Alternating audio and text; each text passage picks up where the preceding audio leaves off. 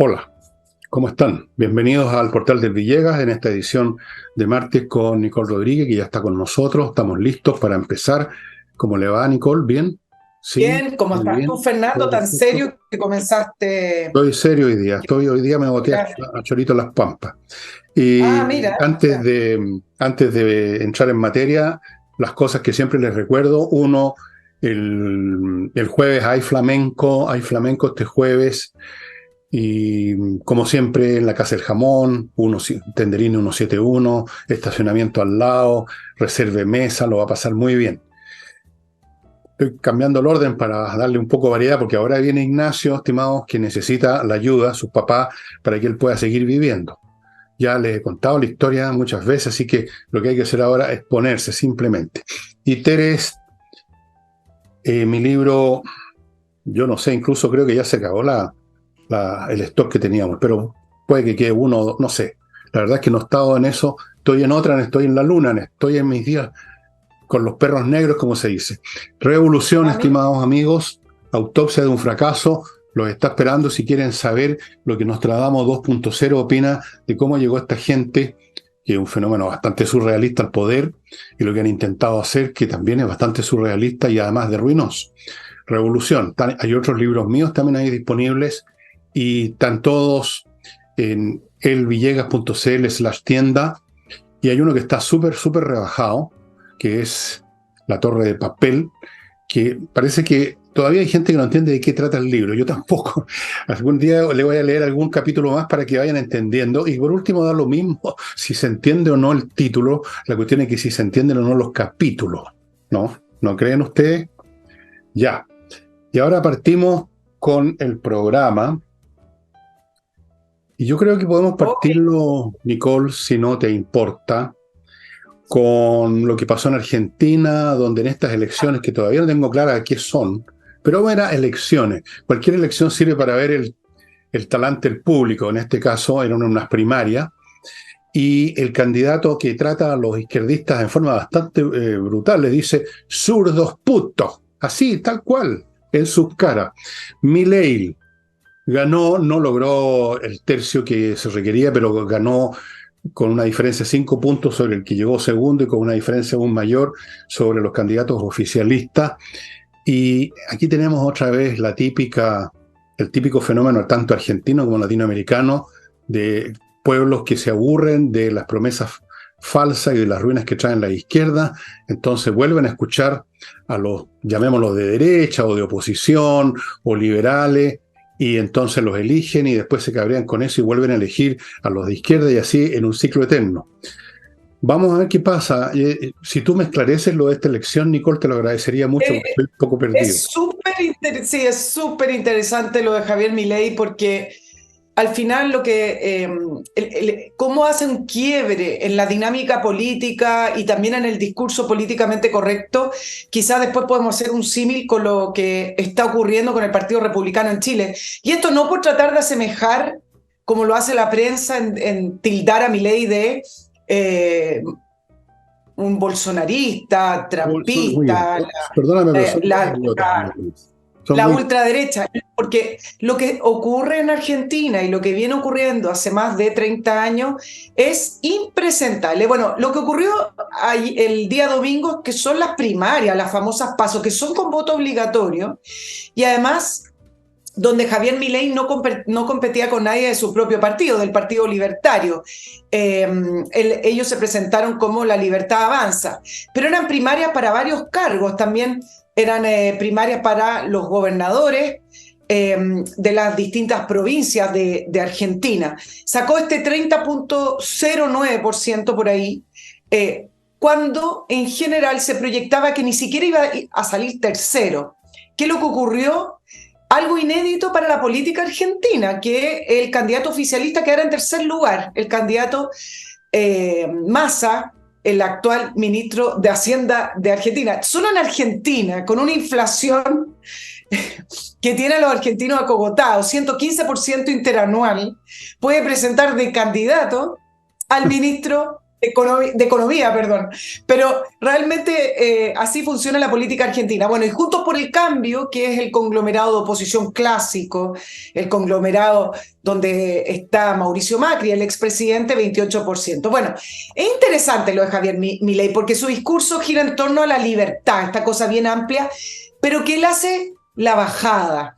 Y lo que además llama la casta, todo ese grupo de gente y clase política que vive del Estado y que hace política contra la población, como lo define Javier Milei.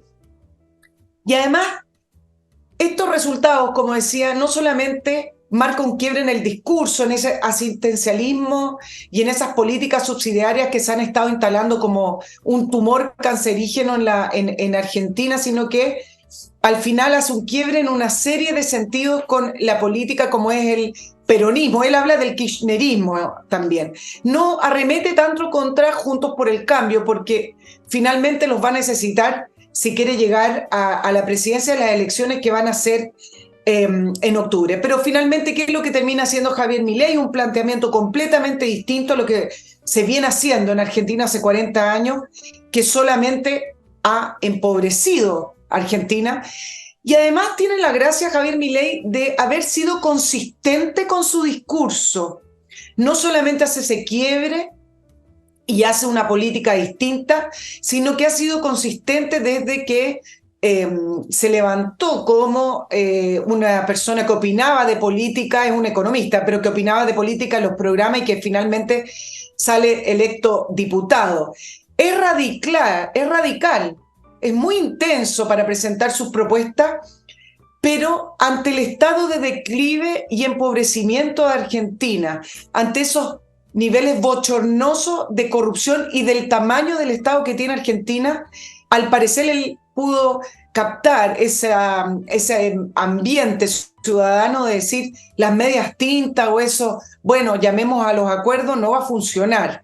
Entonces propone estas medidas como que algunos llaman radicales, pero que si uno examina lo que ha estado pasando en Argentina, al final es una propuesta para solucionar el grave estado en el que está Argentina. Por ejemplo, cerrar el Banco Central. Y ustedes dicen, bueno, ¿cómo va a cerrar el Banco Central? El Banco Central le da estabilidad a la economía, le da seriedad a política. No, porque el Banco Central en Argentina, a diferencia del chileno, si ustedes analizan cómo ha venido funcionando, es un organismo tremendamente, 100% político, que ha ayudado directamente a la inflación argentina a emitir finalmente billetes con esta inflación de 115% interanual. Es un organismo político, no tiene nada de técnico como lo que nosotros estamos acostumbrados. Dar, por ejemplo, un rol preponderante al mundo privado. En Argentina la pobreza está en un 40%. ¿Alguien se explica cómo Argentina, con el tamaño que tiene ese país, las riquezas que tiene ese país, cómo era ese país, tiene un 40% de pobreza? Bueno, tienen un estado asfixiante, un estado en el cual se calcula que trabajan más empleados públicos por habitante que en Brasil, alrededor de 4 millones, pero las cifras en Argentina no están muy claras, yo creo que no son muy fidedignas esas cifras. Y además a Milei, si ya lo analizamos políticamente, lo acompaña este aspecto de distinto, de outsider, de chaqueta rockera, de estilo directo, frontal, y que dice que la forma no importa, si acá importan los contenidos. Y cuando increpa a la oposición, al oficialismo actualmente, con sus medidas, dice, bueno, ¿cómo me responden ante eso? Para que no se vayan tanto a la manera en que él tiene de hablar tan, a veces, quizás para nosotros sería radical, pero para los argentinos están muy, muy acostumbrados. Y por lo tanto dice, nosotros somos la única solución posible para sacar a Argentina de esta pobreza, de estos niveles de subdesarrollo en el cual la clase política, y durante 40 años el peronismo, kirchnerismo, como lo quieran llamar, tiene sumido a este país con un estado asfixiante. Ese es su discurso, coherente, no lo ha cambiado y con el cual se ha ido sumando más personas y con el que llega al 30% en estas primarias. Bueno, está bien. Yo creo que no tiene solución el tema argentino. No. La gente puede reclamar pueden sentir que se empobrecieron, pueden tener bronca contra los peronistas, contra los kirchneristas, contra la señora esta que tiene esos labios inflados, pueden tener todas las rabias del mundo, pero están tan metidos en ese esquema ya, están tan imposibilitados de cortar la pierna gangrenada o las dos piernas a estas alturas, que pasa como pasa con gente que está con una pierna gangrenada, que prefieren seguir adelante y morirse eventualmente a la operación. Yo creo que es inoperable el cuerpo político y social argentino, hace rato además. Naturalmente aparecen siempre los Milei ofreciendo que van a venir a dar la solución, pero esa solución no existe. Si llegara al gobierno este hombre, si acaso intentara, cosa que dudo, llevar a cabo esas medidas radicales que ahora vocifera, porque vociferar para una campaña no cuesta nada, no podría, se lo impedirían, o se le generaría un tumulto callejero, una insurrección del popular, porque las medidas son muy dolorosas, demasiado dolorosas, y el gangrenado prefiere seguir con su gangrena. Y eso pasa con todas las sociedades que llegan a cierto nivel, que después no tienen solución. Y yo voy a poner un caso conocido que todos han oído hablar de él, lo han leído, es Haití. Haití está en esa situación. Venezuela llegó a esa situación. Cuba está en esa situación. No tienen remedio. Porque el remedio sería peor que la enfermedad en cierto sentido para la gente en el corto plazo. La gente no piensa en la próxima generación, piensan en ellos ahora, en este momento. No tiene remedio. Y lamentablemente quiero decir de que Chile va en ese camino. Todavía no hemos llegado a él, pero vamos, pero como por un tubo para allá. Así que, claro, la gente quiere tener una esperanza de que va a llegar un salvador. En este momento se llama Milei, Javier Milei, ¿no? Pero no se hagan ilusiones. Si llega al poder, no va a poder hacer nada, como le pasó a otros gobernantes que llegaron con ideas de reforma en Argentina. Macri fue uno de ellos, me parece. Antes de él hubo otro que ya ni me acuerdo el nombre. Se pierden en la tiniebla del tiempo. No pueden porque el mal está demasiado avanzado. Ese estado que tú mencionas es el que permite vivir, aunque sea cada vez más pobremente, a millones de argentinos. Si tú cortas eso para una eventual salud económica a mediano o largo plazo, esa gente se muere de hambre. Esa gente cae en la pobreza total. Empiezan a hacer cola frente al hogar de Cristo, digamos. Entonces es imposible. Hay momentos en que, como una enfermedad que no tiene remedio, que no se puede operar, un país llega a una situación en que no hay ninguna medida que lo salve. Ninguna. Ni siquiera un golpe militar que no tiene que estar pensando en los votos. Tampoco. Eso se probó en Argentina durante muchos años. No es posible. Como decía un político francés del siglo pasado, no es posible sentarse en las bayonetas. Es decir, no es posible gobernar en las bayonetas simplemente. No es posible gobernar contra un pueblo que en un 90% depende de la enfermedad más que de la salud. Y ese es el caso de Argentina, y para allá vamos. El país de gente subsidiada, con perdonazos, con bonos de invierno, verano, primavera y todo lo demás. Es un país que ya no tiene una capacidad humana para enfrentar los costos de una verdadera mejoría, digamos. No, llega un momento en que tú sigues simplemente como estás y sigues hundiéndote indefinidamente hasta llegar a situaciones como la de Haití. Sí, claro. Ahora, hay una diferencia. Yo no digo que Milei lo vaya a lograr, tampoco sabemos si Milei va a lograr ganar la presidencia. No. Lo que sí sabemos hasta el día de hoy es que a este libertario que lo miraban como a una persona de redes sociales, que lo tomaban poco en serio, que las encuestas decían que no llegaba ni al tercer lugar, termina siendo la alternativa más votada personalmente y también en su partido. Termina sacando además 17 provincias, algo impensado porque no tiene poder territorial o no lo tenía, y termina siendo la alternativa más competitiva.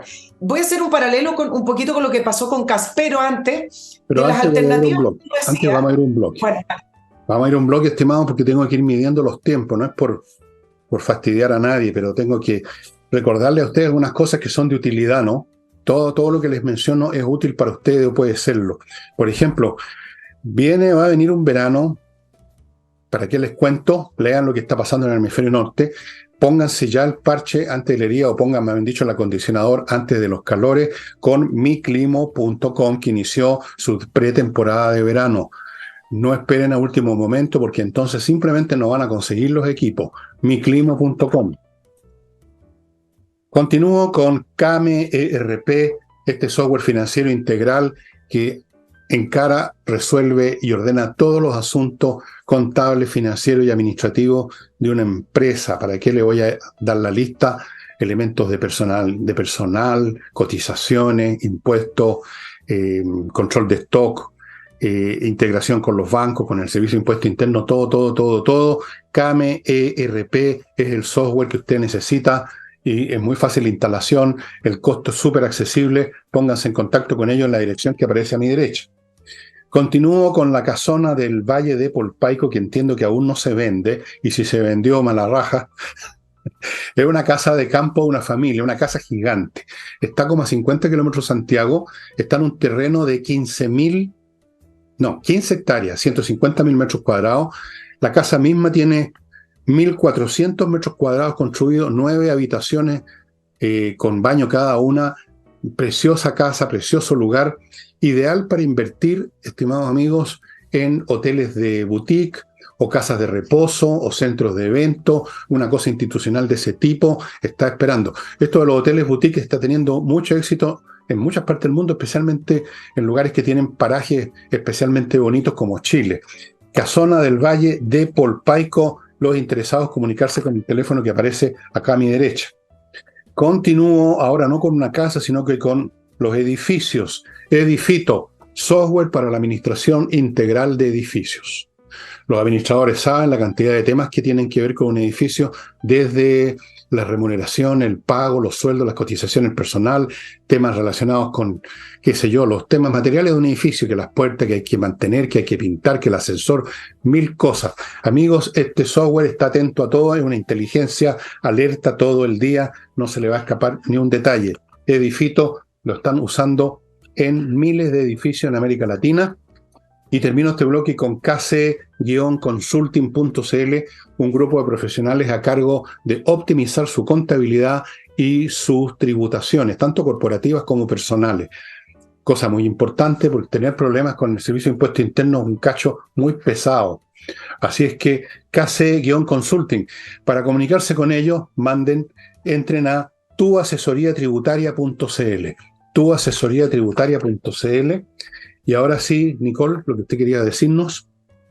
Sí, se me fue un poquito el hilo, pero lo que quería redondear con respecto a Javier Milei tiene que ver con que efectivamente cuando estos estados crecen de esta manera, o cuando la corrupción pasa a ser sistémica, porque nosotros nos acostumbramos a decir como en Argentina, muy similar a lo que ocurre acá, me parece muy bien el paralelo que está haciendo, vamos camino ahí. Yo creo que en los niveles de corrupción del Estado, ya sea a través de robo o de falta de funcionamiento, me parece que estamos bastante similar. Pero el punto de Milei es que él apela a lo que fue Argentina en alguna vez, en ese pasado tan lejano, donde efectivamente Argentina fue una potencia y no tiene por qué no serlo, porque tiene todas las características para poder serlo. Argentina además tiene una emigración que antiguamente no tenía. Se calcula hasta el 2022. Tú sabes que las cifras de migración tampoco son transparentes. En eso se ha convertido el Estado argentino. Se calcula que en 2 años, entre el 2020 y 2022, que fueron los años pandémicos, salieron de Argentina casi 3,5 millones, principalmente jóvenes en busca de un mejor futuro. Pero las cifras exactas de migración argentina, de algo que no se habla, no están. Y por lo demás, si uno los compara con los otros países, por ejemplo, tú nombraste Cuba, Venezuela, etcétera, bueno, finalmente son países que actualmente tienen una dictadura. Aquí está la ventana para Argentina, en el sentido que sí se pueden ganar elecciones y sí se puede cambiar la opinión general de las personas. Ahora, de que lo vaya a lograr instalado en el Estado para poder sacar esa manga de funcionarios, que son más de 3 millones de personas, bueno, es una tarea titánica. Pero sí puede comenzar con otras cosas. Por ejemplo, él habla de cómo Argentina asfixia la iniciativa privada con 170 impuestos, 170.000 regulaciones. Si al final de cuentas, cuando uno ve estos detalles, uno se da cuenta por qué Argentina está en el estado en el que está.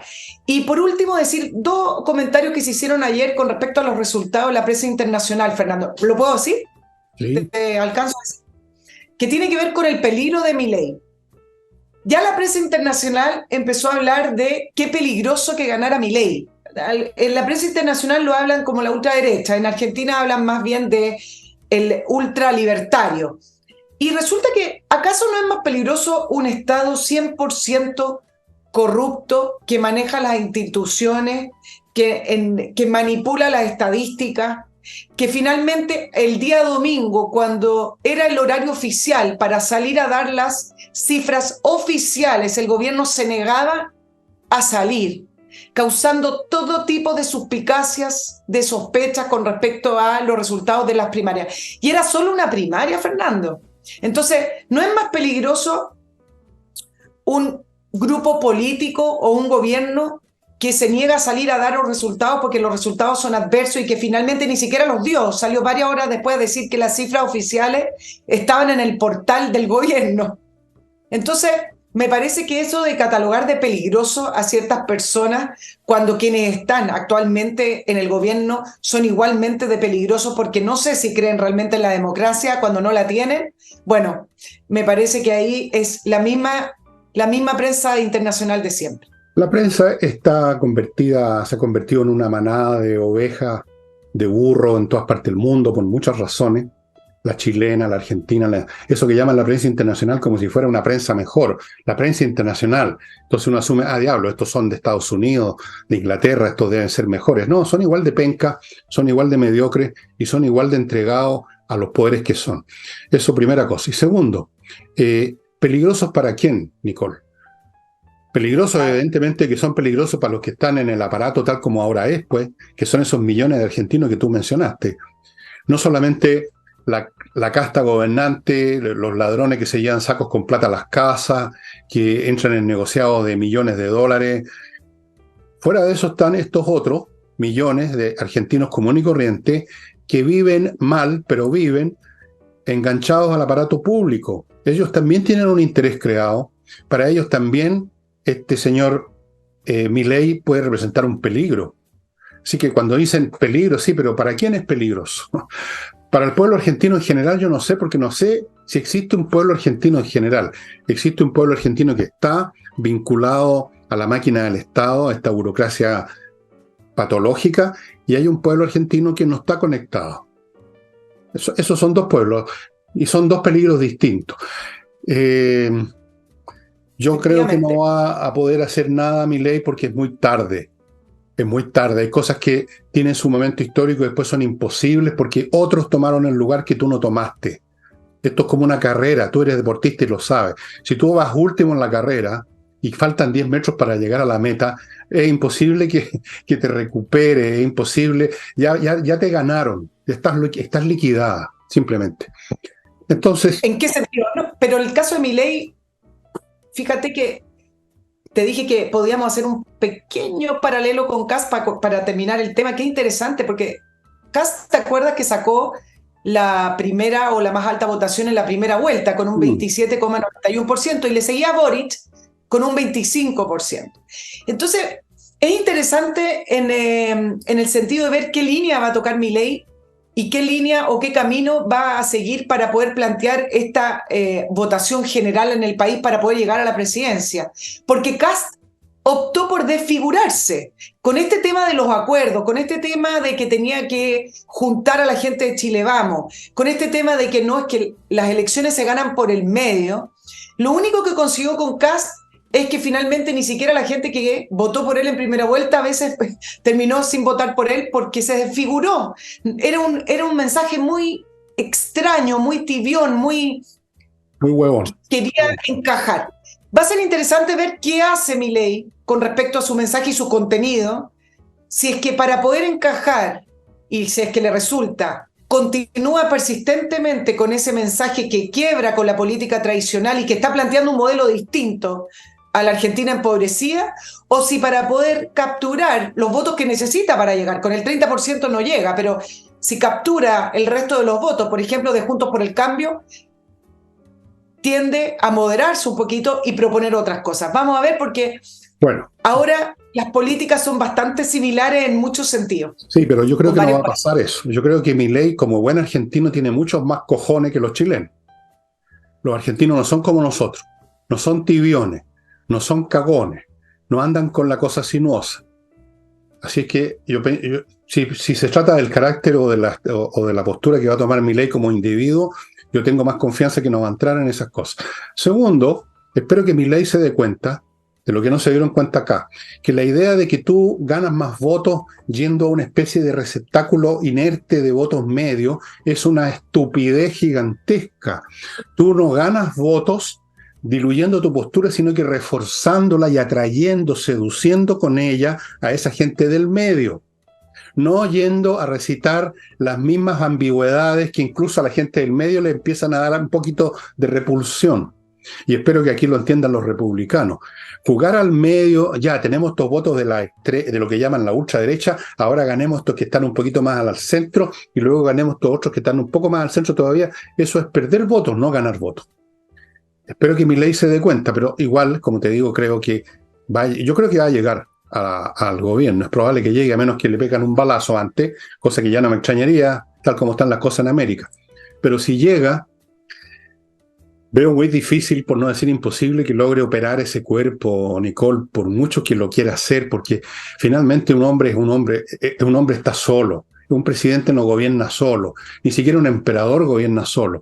Se apoyan muchos grupos, estratos, instituciones. Y el aparato entero argentino, como está empezando a ocurrir acá, está ya en estado de putrefacción y no tiene reparación. No hay dónde, digamos, apoyarse.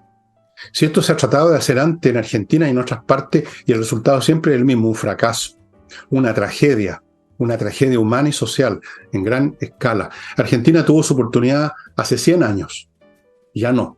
Cuando te pierdes la oportunidad, se pierde, no hay segunda oportunidad en la historia. Los países que se quedan atrás se convierten en vasallos de otro, en colonias de otro, en países del montón, y si tienen suerte, nadie se preocupa de ello. ¿No es cierto? Países que uno siquiera sabe que existen. Pero ser potencia y recuperar posición, jamás. Eso es imposible. Imposible. Ojalá que se pudiera, pero no. Así que Milei está mirando al pasado. ¿Eh? Bueno, claro. No, que no se entienda así. No es quien mira el pasado, porque lo que plantea es bastante mirando al futuro, que es cambiar finalmente todo lo que se ha hecho en Argentina y cambiarlo de un modo distinto. ¿Dónde mira el pasado? ¿Cuándo mira el pasado? Cuando habla de uno de los próceres de la idea de la libertad, Alberto Venegas Lynch, y dice que bajo esas ideas se escribió la Constitución en Argentina, el tema del respeto. ¿Cuándo fue eso? Dice que se aplicó en 1860 y esa fue la Constitución Eso es que llevó al... Está bien, pero no es que él quiera replicar eso, simplemente que él dice que lo que se ha hecho en Argentina, lo único que ha hecho es sepultar y empobrecer a Argentina, mientras quienes están ligados a los gobiernos se llevan la plata. Pero en Argentina pasa a ser algo evidente, ¿no? Bueno, mira, no vamos a discutir por temas semánticos. Demoler lo que han hecho a lo largo de años es en cierta forma volver al punto inicial antes que se hiciera todo eso, y es en cierta forma una mirada. Yo no digo que sea malo mirar al pasado, estoy diciendo simplemente que hay cosas que no se pueden rehacer ya, como pasa con nuestro país también, creo, en un alto grado. Hay cosas que no se pueden rehacer porque en estos procesos además hay un cambio de mentalidad de las poblaciones que viven en un país, pues. Si finalmente de eso se trata. Si tienes una población como la Argentina que vive del Estado chupando la teta estatal, aunque ya casi apenas gotea la teta, pero algo gotea todavía, y le dices tú, vamos a cortar las tetas, saque la boquita de la teta, vaya a arreglárselas por su cuenta. No lo van a hacer porque no hay dónde, no hay otra teta. No puede de la noche a la mañana la economía argentina recuperarse de un shock como el que se vivió en Chile en los años 70. Ahora no se podría hacer lo que se hizo en los años 70 en Chile, por ejemplo. No se puede. Hay cosas que no se pueden hacer ya, en absoluto. Pero, en fin, La esperanza es lo último que se pierde, dicen. Así que dejemos a Milei, a mí me cae bien un tipo así. Ojalá que tuviera éxito, ojalá yo esté equivocado y se pueda renovar Argentina, ojalá se pueda renovar Chile, ojalá se puedan sacar y fumigar a todo esto, a todas estas castas decrépitas de izquierda que han venido a arruinar a los países. Ojalá. Vamos a ver. Fumigar. Vamos con la salida de Sí. Jackson. Oye, espérate, Fumigar. antes de pasar a otros temas, antes que se me vaya a olvidar, hay una cosa que que te lo comenté que me parece súper importante y fue la resolución de nuestra Corte Suprema en el sentido que el Consejo Constitucional sí tiene potestad para hacer cambios a las propuestas de los expertos, cosa que era de sentido común, porque si no se podían hacer cambios, ¿para qué estaba el Consejo Constitucional? Pues simplemente teníamos que firmar lo que habían hecho abro comillas, los expertos. Esto significa, en otras palabras, que los capítulos extras que quiere introducir los republicanos y otros cambios que quiere introducir la oposición no van a ser detenidos con este recurso que intentó el oficialismo. No van a poder ser detenidos en su raíz, van a seguir su curso y si son votados favorablemente van a ir a la Constitución si es que la Constitución es aprobada en el plebiscito. Yo creo que eso es muy importante, no es estruendoso, no llena las primeras páginas, pero es un cambio de líneas, digamos así, muy, pero muy importante. Es importante, aunque pareciera un tema de por allá en otro Exacto. planeta, con toda la crisis que está viviendo el país y el gobierno, junto con el gobierno, las crisis políticas, pero lo que permite el fallo de la Corte Suprema es que finalmente el Consejo Constituyente pueda discutir la constitución que quieren proponerle al país. Y principalmente lo que decía el oficialismo que presentó que presentó ante la Corte Suprema esta petición, es que existía una infracción reglamentaria a estos cambios que propuso el Partido Republicano y Chile Vamos de agregar 3 capítulos. Seguridad pública como un capítulo aparte, las Fuerzas Armadas como un capítulo aparte y la Defensoría de las Víctimas como capítulo aparte. Nada dice que esto vaya a quedar tal cual, falta la discusión en el Consejo. Pero el punto principal tiene que ver con que la Corte Suprema le está diciendo, yo estoy repitiendo lo que tú dijiste, Fernando, le está diciendo a la Corte Suprema al Consejo, bueno, discutan, redacten lo que quieren proponer y veamos lo que dice el plebiscito. Y es importante además porque el oficialismo quería dejar constancia en caso de que la Corte Suprema hubiera dicho no, esos capítulos no se pueden agregar o hubiera sido un fallo a lo mejor ambiguo, quería dejar constancia, algo que les planteé hace algunas semanas atrás, que también va en la línea de dejar constancia con respecto a la consulta indígena. Si es que no les gusta cómo queda escrita la Constitución, y si es que efectivamente esa Constitución se aprobara en diciembre, el oficialismo le queda una ventanita de decir, esta no es una Constitución legítima. Bueno, miren el fallo de la Corte Suprema, miren lo que ocurrió con lo que se presentó, esta constancia que se dejó con respecto a la consulta indígena que no se llevó a cabo, por lo tanto, todo lo que está redactado y aprobado es ilegítimo. Y entonces, hoy ese caminito que querían ir sembrando, dejando un poquito los rastros para poder tener una ventana posterior, ese camino la Corte Suprema lo cierra diciendo que es legítimo, que se pueden hacer cambios, porque una cosa es el Consejo de Expertos, este anteproyecto, y otra cosa es que esta gente electa no puedan discutir y proponer un proyecto que está bien, el anteproyecto, se pueden basar en aquello, pero ellos pueden hacer los cambios que quieran según lo que ellos mismos resuelvan en el propio Consejo. Eso es lo importante, eso es lo muy importante. Y ahora vamos a otros temas que seguramente tú tienes ahí. Vamos a otros temas.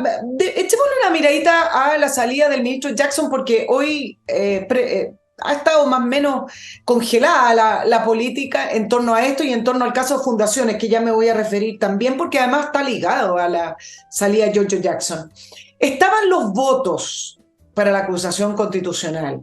No fue un acto de generosidad, no fue un acto como lo quieran llamar desde el oficialismo, desde el Frente Amplio. Giorgio Jackson salió porque estaban los votos para la acusación constitucional y hubiera quedado inhabilitado por 5 años. Además, parte del socialismo democrático quería que Giorgio Jackson se fuera, también presionaron para que se fuera, porque hubiera provocado un quiebre en el gobierno. Esos votos díscolos, aunque sean de independientes, pero ligados al oficialismo, se hubieran votado a favor de la acusación constitucional. Es y era el rostro de la trama Fundaciones, el ministro peor evaluado. Su salida sin ninguna autocrítica, se culpa a la derecha, a pesar de que el socialismo democrático también presionó. Se habló de injurias y calumnias. El Partido Comunista, con su presidente, el secretario general, Lautaro Carmona, habló de la operación política de la derecha. Siempre tienen este lenguaje. La paranoia se llama eso, se llama paranoia. La paranoia, sí. Se habla de que fue un duro golpe al gobierno. Ahora, ¿por qué? Bueno, para varios de nosotros o de los ciudadanos comunes, que salga o que entre un ministro no tiene mayor importancia, porque en general a la gente le importa que el país funcione. Pero en este caso creo que sí, el ministro Jackson era el rostro visible del caso Fundaciones, que ya voy a explicar por qué, y de la trama generalizada de corrupción en el Estado. Ahora, sí es emblemático en esta dinámica interna de la política, en el lenguaje que hablan entre ellos, porque es uno de los fundadores del Frente Amplio, porque fue quien dirigió la campaña para elegir a Giorgio Jackson, al presidente Boric. Terminó siendo un símbolo de la generación que llegó al poder, porque Boric también se va quedando solo en el comité político y en su núcleo duro. Hoy principalmente lo que uno ve son a ministros del socialismo democrático, que finalmente igual no son del núcleo duro de Giorgio Jackson y del Frente Amplio. Tú hablaste de Camila Vallejo. Efectivamente, Camila Vallejo es lo que le queda.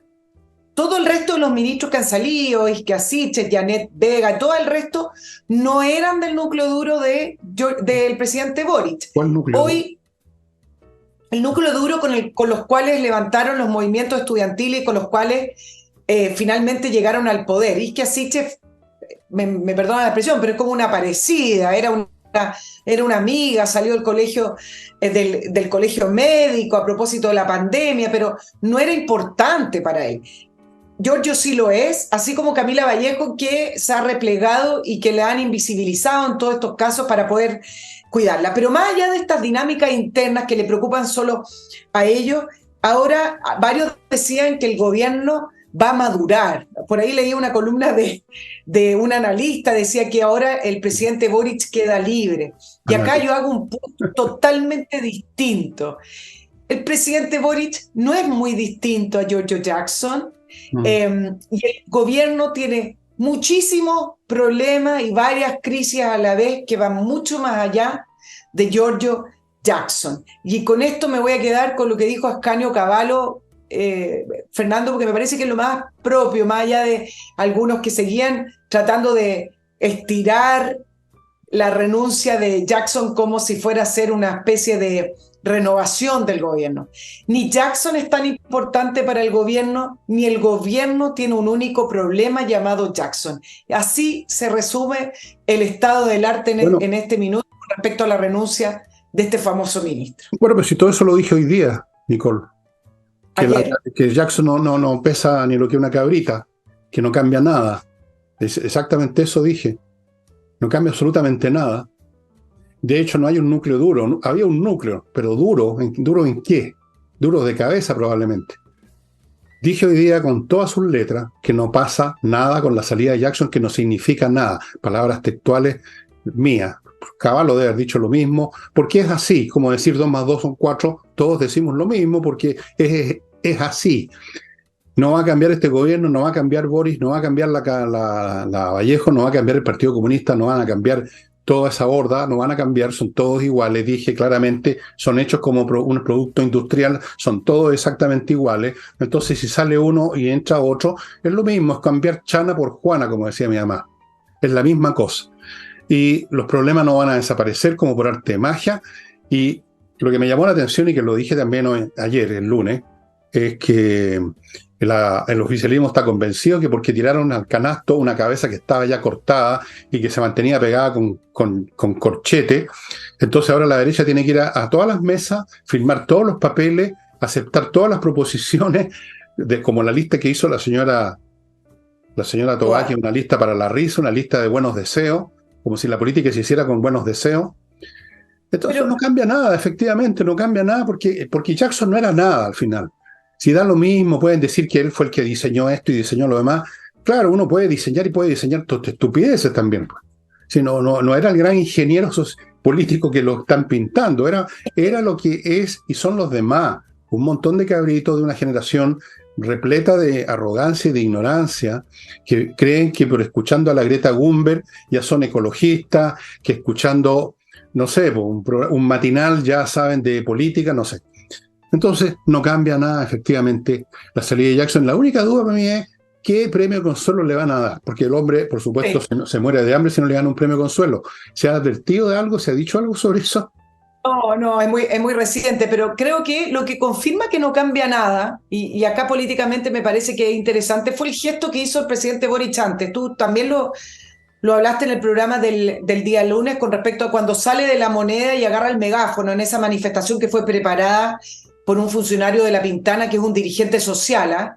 Que es del Movimiento Nacional de los Pobladores, se llama José Hidalgo. Tú sabes que, esto entre paréntesis, el día anterior sí hubo una manifestación en contra de Boric, del Team Patriota y otras personas que se juntaron afuera de La Moneda para, algunos le pedían la renuncia, otros le gritaban otras cosas, y esos manifestantes avanzaron, saltaron las vallas, como se dice, y tú sabes que 2 carabineros fueron amonestados por permitir que esas personas avanzaran. Muy distinto a lo que ocurrió cuando salió a agarrar el megáfono. Pero ¿por qué hablo del tema del megáfono? Porque tú dices, bueno, nada va a cambiar. Claro que nada va a cambiar. Porque lo que está pasando con el presidente Boric, y que lo refleja perfectamente el tema del megáfono, es que renunció a ser el presidente de todos los chilenos, que nunca ha sido por lo demás. Si no renunció, entonces. El, el, No, no, pero me refiero a que se le pedía, no, está bien, sí, yo entiendo el punto, pero el punto tiene que ver con que cuando llama a los acuerdos, llama a la derecha a sentarse, llama a la oposición, agarrar ese megáfono, la manera en que lo hace, lo que dijo y el cómo lo dijo, te demuestra el camino que optó el presidente Boric, propio de un dirigente universitario, agitador social, un lugar que a él le queda muy cómodo, reforzando su identidad, esa identidad que nunca ha querido perder siendo presidente de la República.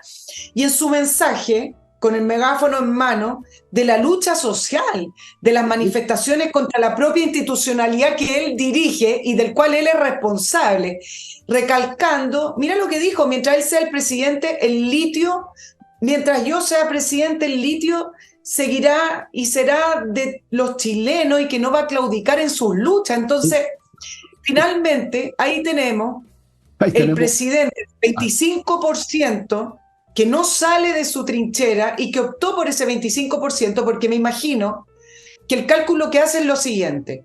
Si trato de llegar a acuerdo y de a lo mejor matizar mi reforma o de ampliar mi base, me va a pasar lo que le pasó a Piñera, que terminó con un 8% de aprobación. Claro que la situación de Sebastián Piñera fue muy distinta, porque Sebastián Piñera se enfrentó a una especie de golpe de Estado, ¿no? Pero en el caso de Sebastián Piñera, que perdió hasta su base de apoyo por tratar de aunar voluntades, por tratar de tener mayor apoyo, terminó con ese 8%. Entonces, me da la impresión de que los cálculos del presidente Boric es: yo mi 25 no lo pierdo porque más no voy a tener, y de ahí no me muevo y mi reforma no se mueve. ¿Qué cálculo? Este hombre no es capaz de hacer cálculo. Si fuera a ser capaz de hacer cálculo, no se estaría creando otro frente ahora atacando a Onofre Jarpa, Sergio Onofre Jarpa, quien tuve el placer de conocer, un hombre bastante más inteligente que el señor Boric, un hombre bastante más culto que el señor Boric, bastante más sensato que el señor Boric. Esa es la realidad. De ultraderecha, van a decir los tarados de siempre. Los que conocieron a Sergio Onofre Jarpa saben que es una cosa muy distinta a la caricatura que pintaron en la izquierda, como pintan caricaturas de todo el mundo, incluyéndote a ti y a mí y a todos sus adversarios políticos. El hombre no tiene capacidad de cálculo, no tiene capacidad, esa es la verdad, lo está demostrando. O sea, un tipo que hace lo que tú dices, que se convierte en un agitador, hablando estupideces como esto de que el pueblo tiene que esto y el pueblo lo demás allá, como si estuviera convocando, digamos, un asalto al Palacio de Invierno en Rusia o a la Bastilla.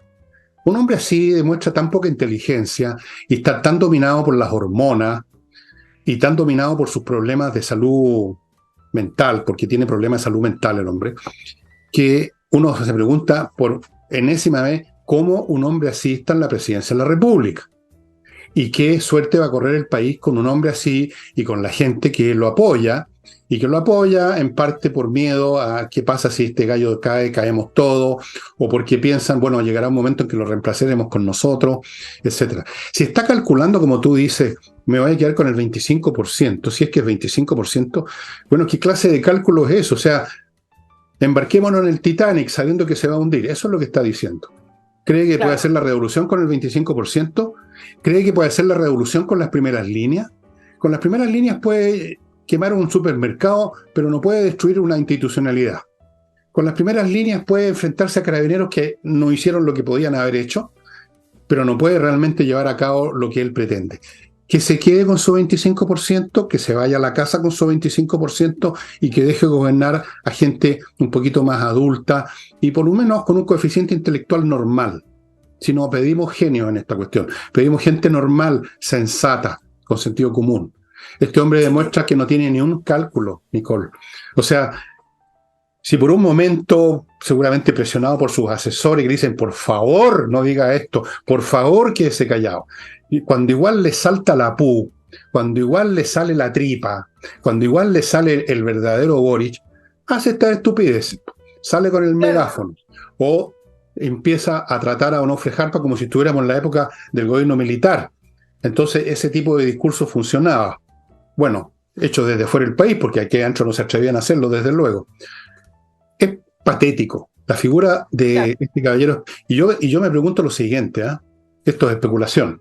Si el día de mañana, cosa que yo espero que es bastante probable que ocurra, hay una crisis planetaria mucho más grande de la que tenemos ahora con la guerra entre Rusia y Ucrania, y se produce un quiebre global de la economía, de la política, por las razones que sea, ¿qué vamos a hacer con el señor Boric en el poder? Oye, a propósito de los asesores que tú dices, si uno tuviera que poner todos los elementos sobre la mesa, al final de cuentas, la estrategia del gobierno para enfrentar este mega caso de saqueo del Estado es los 50 años.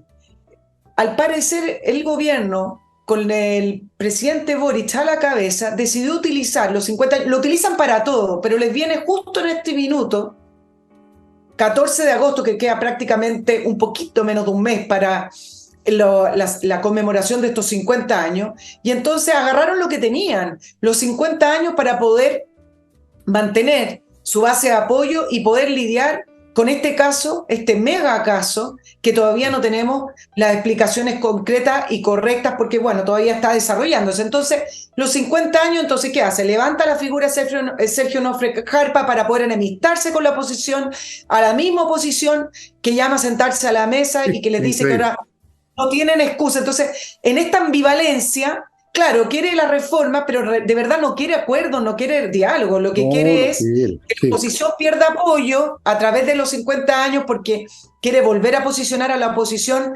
como los violadores de derechos humanos. Por eso levanta esta figura de Sergio Onofre Jarpa, hace enojar a Renovación Nacional. Desde la oposición han estado contestando todo el tiempo. Levanta la figura de Chonchol en el caso de la reforma agraria y levanta todas estas figuras para poder, primero, que no se le descuelguen del oficialismo. Entonces les vuelve a recordar la razón por la cual están unidos, les vuelve a recordar a su 25% y enfrenta y divide a Chile, o intenta dividir a Chile en torno a los 50 años, que yo creo que es un tema que a la gente no le importa. Tú lo llamas ambivalencia, yo lo llamo estupidez profunda. Y yo te voy a hacer un pronóstico, uno más de esos que he hecho con algún éxito. Este uso y este recuerdo y esta rememoración y esta conmemoración y este festival con el 11 de septiembre, los 50 años, les va a salir tan para atrás como no te imaginas. No solo con los políticos, con la población. Ahora, el otro día, lo comenté justamente ayer, una de estas ministras del gobierno, la señora Arellano o algo parecido, habló: el pueblo está chato con esto, con esto. El pueblo está chato con esta cuestión de los 50 años. Les va a resultar pésimo. Va a ser un debut con 0 gente en las plateas, por así decirlo. Va a ser el acto final, va a ser la fiesta de los vampiros. Les va a salir completamente para atrás en todos los sentidos. Va a ser como, no sé, como la última cena, digámoslo así. La última cena de esta gente. Ya lo vas a ver. Pero antes de seguir, amigos, tengo otro bloque que tengo que recordarles porque ya el programa se está acercando al final. Y les recuerdo Edisur, esta editorial chilena que tiene una librería en compañía de 1025, donde hay títulos fantásticos de autores internacionales. Y aquí yo les quiero mencionar uno que me mandaron y yo lo estuve hojeando. Es un libro escrito ahora por un ucraniano que se llama Andriy Permyakov. El ucranio se pronuncia un poquito distinto al ruso. Permyakov. Y yo no soy amigo, no entiendo, no me sensibilizo con la poesía, y aquí hay algunos poemas. Yo empecé a leer uno, me pareció, no sé, no es que me haya puesto a llorar a grito, pero me pareció, dice: hay un ángel en mi hombro, es mi ángel guardián, me protege de la lluvia radioactiva y de todas las pestes del mundo. Su sonrisa es un rayo, él reparte armadura para los soldados y zapatillas para los refugiados de guerra. En las alertas aéreas abre con sus llaves las puertas de los sótanos y cura a los heridos con los ojos, llevando comida a los ancianos y a los niños. Su mirada está cansada, pero sus ojos son tan claros como un manantial, que corre entre los cuerpos de los soldados muertos. Bueno, pueden encontrar otros poemas y otras historias de este señor Andriy Permyakov, Ucrania, los tiernos vencerán. Creo que está así en esta librería de Edisur en compañía de 25. Y sigo con Autowall.cl. Este es una empresa que va a su casa a reparar y a dejar como nueva la carrocería de su vehículo, y lo hacen 24 horas, salvo casos extremos. 24 horas delante de sus ojos, de manera que usted es testigo directo de la calidad del trabajo que hacen. Autowolf.cl. Continúo con kmmillas.cl, donde le compran las millas acumuladas por sus vuelos antes que se las hagan desaparecer las empresas. Si no las va a usar, vaya a kmmillas.cl y véndalas. Pagan bien, me consta. Y ahora sí les muestro una linterna de Torch. Se la he mostrado muchas veces porque es la que más uso. Miren qué chiquitita es. ¿La ven? Wow. Te cabe en el bolsillo, amigos. Buena. Súper práctica. No saben la fuerza lumínica que tiene. Yo la uso para salir al jardín en la noche, armado con mi shotgun, por supuesto, al mismo tiempo con una mano el shotgun y con otro lado la linterna. Por si alguien se entró, va a salir con las patas por delante. Torch, amigos, linternas que se cargan con una unidad USB, que resisten golpe, que resisten agua, lo resisten todo, y uno se las pone en el bolsillo. Hay otros modelos, por supuesto, les estoy mostrando el más pequeño. Bueno, estimada amiga, ¿qué más tiene usted ahí en su carpeta? Dependiendo del tiempo que nos quede, pero como veo que nos queda poquito tiempo, ya te conozco. 10 minutos, bueno, quiero concentrarme en el tema fundaciones porque todos los días salen casos nuevos, vamos conociendo antecedentes nuevos, y finalmente, ¿qué causó la salida de George Jackson? Es el tema de fundaciones. Ahora, quiero concentrarme en los detalles porque en los detalles están las respuestas. ¿Y qué tenemos hasta el minuto? 53 fundaciones investigadas, más de 32.000 millones de pesos. Yo creo que esto va a ser mucho más, en 11 regiones, y puedo pronosticar que podrían ser 16 regiones. En distintas reparticiones del Estado, Seremi, Gore, la subsecretaria. Supimos que por insistencia de la Asociación de Gobernadores presidida por Patricio Vallespín, acuérdense, el gobernador de Los Lagos, ex DC, quien está involucrado en el mismo caso de traspaso a fundaciones, con familiares, etc. Bajo esa insistencia de la Asociación de Gobernadores es que Contraloría permitió a través de un dictamen en el año 2022 que se pudieran traspasar recursos directos de los gobernadores sin la aprobación de los CORE. Esto era alrededor de 7.000 UF. Ahora, ¿cómo autorizó Contraloría? Y esto es importante porque vi varias publicaciones con respecto a el Contralor es responsable. Yo creo que en cierta medida cuando uno permite algo es responsable. Pero, ¿qué es lo que gatilló que Contraloría permitiera que los gobernadores tuvieran esa enorme cantidad de dinero para traspasar directo sin la aprobación de los CORE? Es que Contraloría le preguntó a la Dirección de Presupuesto. Y volvemos entonces a la famosa Javiera Martínez de Revolución Democrática, partido del ministro Jackson, que recomienda a Contraloría que permita esos traspasos. Por lo tanto, el dictamen del 2021, es decir, el dictamen que dejó el gobierno de Sebastián Piñera, que obligaba a pasar por los CORES y con fundaciones de mínimo 2 años, 8 meses después o varios meses después, fue cambiado y a través de Contraloría, pero con la solicitud de la DIPRES, permitieron que este mecanismo se instalara. Entonces, hagamos este ejercicio porque el caso convenio, que ya lleva 2 meses y con 6 autoridades salidas, entre ellas Giorgio Jackson, uno tiene esa sensación de que esto tiene que haber algo más, que queremos más respuesta. Esto es como la insurrección de octubre, no basta con que hayan personas detenidas o que hayan personas en la cárcel, no basta con saber que había una primera línea. Uno necesita saber la trama. Entonces, acá hay un diseño. Vamos con las cosas concretas. Ese diseño implicó cambiar las reglas y cambiar las instrucciones. Y esos cambios solo los conocieron algunos. Las autoridades que permitieron ese cambio fue la Dirección de Presupuesto, RD, la Subsecretaría de Desarrollo Regional, donde trabajaba Crispi, y el Ministerio de Desarrollo Regional, donde estaba Giorgio Jackson. Conocimos finalmente el testeo del mecanismo a través de la candidatura de Karina Oliva. Fernando, ¿te acuerdas que ella iba a gobernadora de la región metropolitana? Y actualmente supimos que a través de una fundación falsa intentó defraudar el Estado en los reembolsos de los gastos electorales por alrededor de más de 120 millones de pesos. Ella en su oportunidad denunció que Jackson le pidió incluir en su campaña facturas falsas de la campaña del presidente Boric.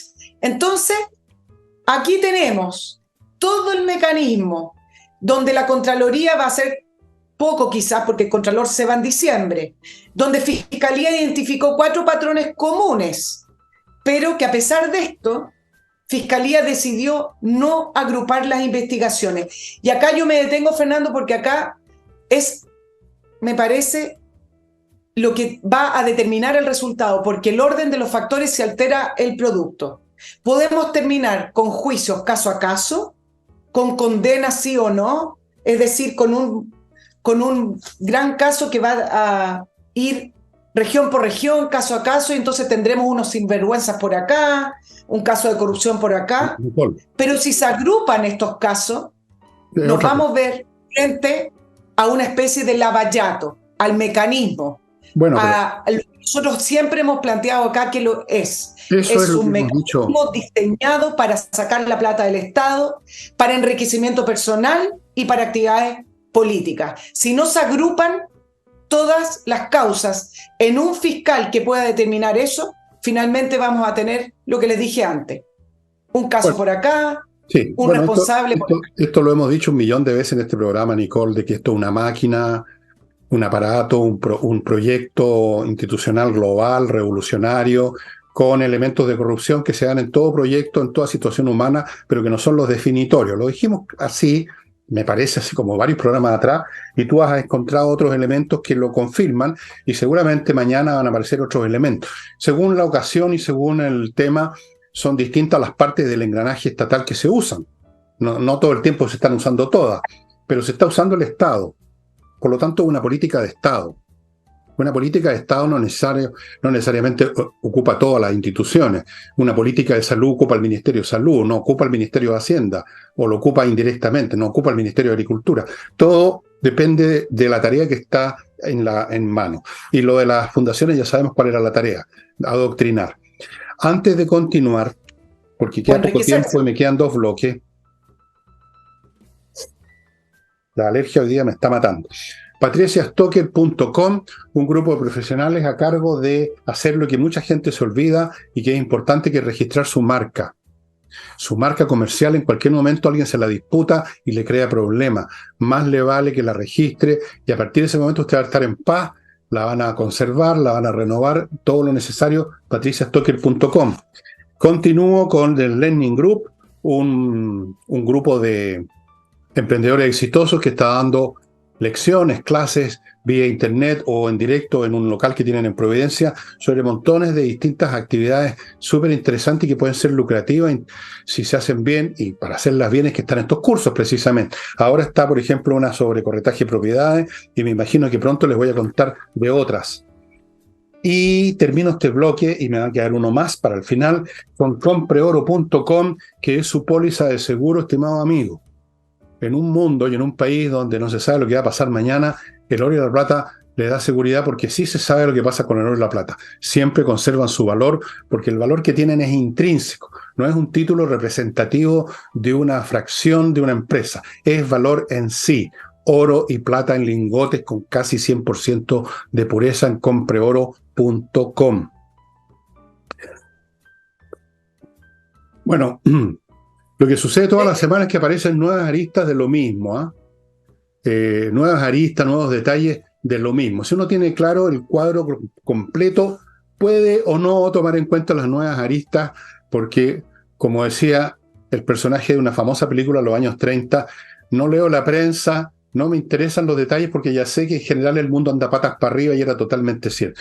Acá sí. Lo mismo, el gobierno se apoderó del Estado, lo dije hace tiempo, que lo convertían en nomenclatura en ustedes, y eso significa que un día lo ocupan de una manera y otro día lo ocupan de otra, y empiezan a aparecer distintos órganos metidos en el asunto, la DIPRE, donde está la mejor directoria de presupuesto y la historia de la humanidad. Aparece la Contraloría, aparece el Ministerio de Vivienda, el señor Montes se ha librado, entre paréntesis, debe haber ahí alguna tratativa política. Aparecen las municipalidades, aparecen los gobiernos regionales. ¿Quién no aparece, Nicole? Claro, oye, yo te voy a decir quién no aparece. Porque es tremendamente importante, y creo que también aclara hacia dónde van a ir los resultados de esta mega trama. El Servicio de Impuesto Interno no quiere entrar. Así como en el financiamiento ilegal de la política, no quisieron demandar, no quisieron querellarse, dijeron, bueno, esto hay facturas ideológicamente falsas, pero en realidad nosotros no tenemos tanto que ver, y entraron a media máquina. No han querido fiscalizar las fundaciones, el destino de los dineros y el lucro, porque acuérdate que a este gobierno le importaba todo sin lucro, le ponen sin lucro, entonces está bien, y después lucran como quieren.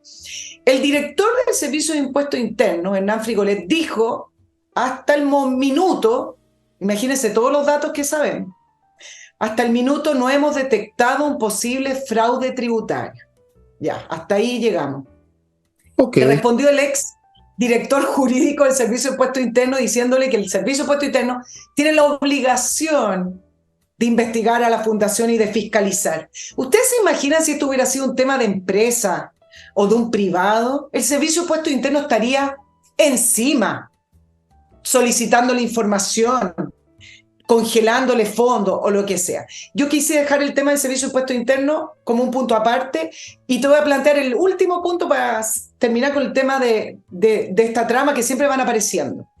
Siempre se ha puesto el acento en el traspaso de los gobernadores o de los gobiernos regionales a estas fundaciones, entonces uno se queda con el tema fundaciones. Yo simplemente voy a hacer una pregunta, y es porque cortémonos de la ingenuidad que a veces tratamos estos temas en el país. ¿Ustedes creen que los gobernadores regionales que han traspasado 2.000 millones, 1.000 millones, sin boletas de garantía, sin fiscalizar los avances de los trabajos, sin nada, los pasan a cambio de nada? Entonces, pongamos el eje también en la ruta del dinero. ¿Ustedes creen que alguien que tiene el poder de manejar esa cantidad de recursos lo va a pasar sin nada a cambio? Sin comisión. Lo dejo planteado. Sin comisión. ¿Sin comisión? Imposible. O sea, bueno, dejo la pregunta. Estamos hasta allá. Por favor. Realmente va a haber que fumigar. Va a haber que fumigar a fondo. Realmente. No hay por dónde. No hay por dónde. O sea, no hay por dónde. Oye, amigos, Remodeling, ya saben, si quieren remodelar su casa que le quede bien, no se ponga en manos de los de los gaffíteres, póngase en manos de los profesionales. Remodeling son puros profesionales, arquitectos, pintores profesionales, arregladores de parqué profesionales, arquitectos, por supuesto, profesionales, mueblistas profesionales, todos profesionales, hacen un trabajo bien hecho, amigo, remodele como la gente. Sigo con GIZO, gestión de reembolso de la ISAPRE. Si usted se atiende con la ISAPRE y tienen que reembolsarle, le van a reembolsar, pero a veces hay que hacer trámite, hay que ir acá, allá, llevar papeles, una lata. A mí personalmente prefiero que no me devuelvan nada y no tener que moverme. Bueno, GIZO se hace cargo. Usted se conecta con un gestor de ellos, lo ponen antecedentes de la atención médica que recibió en el hospital X, Y o Z, con la ISAPRE X, Y o Z, y ellos se hacen cargo del reembolso y usted ni se mueve de su escritorio. Tal como estoy aquí sentado, no me pienso mover, me pongo en manos de un ejecutivo, de un gestor de GIZO y me reembolsan ellos. Amigos, un gran servicio, uno de los nuevos servicios, como de los que han estado apareciendo últimamente en Chile. Y ahora termino con Hey, Ángel Hey, el corredor inmobiliario que realmente le da a usted una buena probabilidad de vender en un tiempo razonable su propiedad en vez de estar estancado por meses y meses, como suele ocurrir con los corredores normales, que ocupan los mismos métodos de hace 60 años o 100 años atrás. Y estamos llegando al final, Nicole. Así es. Yo quería tocarles las novedades que hay en Rusia y Ucrania, pero no puedo, lo haré mañana. Mañana tendré además más información. Lo que les puedo contar sí es que está empezando a crujir por todos lados el dispositivo defensivo ruso finalmente. Gloria a Ucrania, amigos míos. Está haciendo así. Con gran pena de los rusófilos que nos faltan, ¿no? Está lleno de rusófilos. Incluso en Estados Unidos hay algunos. Es bien interesante. ¿Tú has visto la televisión rusa? Cómo cuentan cuentos, cómo dan vuelta a todo. Es bien impresionante. Es increíble. Resulta que en vez de ser ellos los que invadieron nuestro país, son ellos los amenazados por el mundo occidental. Es una historia increíble. Pero en fin, se las contaré mañana o pasado. Por el momento, no, pasado no, porque el pasado estamos con Nicole nuevamente, el jueves con Nicole, de vuelta con nosotros. Muchas gracias por su atención y... Nos vemos el jueves. Nos estamos viendo el jueves, amigos.